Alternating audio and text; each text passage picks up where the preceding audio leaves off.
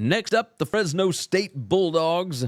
Jeff Tedford, of course, in year 2 of this stint. And last year was a good year. So long as Jake Haener was playing, they were pretty good. Won the Mountain West again. Not too shabby. But what about this year? Let's take a look at this. 10-4 last year. They went 7-7 against the spread. Their postgame win expectancy last year was nothing near 10-4. They were 7.4 and 5.6 in the regular season in their postgame win expectancy. They went 7-1 in the conference.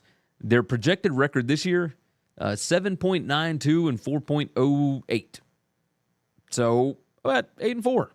It's a projected record, at least according to the numbers. Pat McCann is the new offensive coordinator. Kirby Moore is now headed over to Missouri as their offensive coordinator for old Eli Drinkwitz.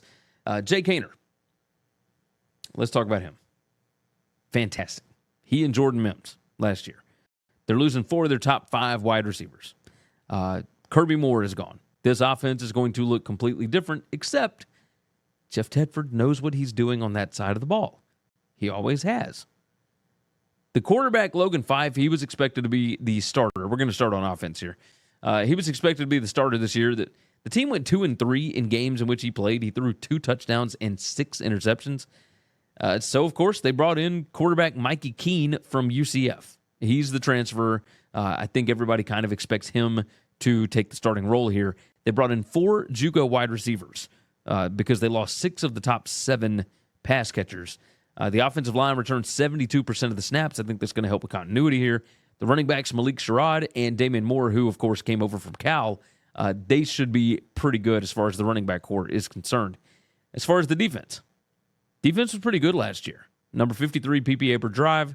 They returned 62% of their tackles from last year and their snaps. 56% of quarterback pressures are back, but they did see 9 players transfer and 4 graduate. So it's crazy that they're number 68 in returning production when you lost, a lot of dudes, right? That's 13 guys that are out. Definitely some key guys to replace on defense, but, it looks like 9 of 11 starters are going to be seniors. So you've got a lot of experience, especially guys that have been in the program. That helps. Guys that have gotten snaps, whether it's here or elsewhere, that's going to help you out a bunch. Key players, I think Keene is the key guy. The running backs, Sherrod and Moore. The cornerback, Cam Lockridge. Very important piece here. Linebacker, Lavelle Bailey. And then, of course, you get the transfer wide receiver, Jalen Gill, coming in. He should help out tremendously as well. Keys to the season. This season, the win total sits at 8 over at BetUS. Number is -130 to go over, even 100. Even money to go under.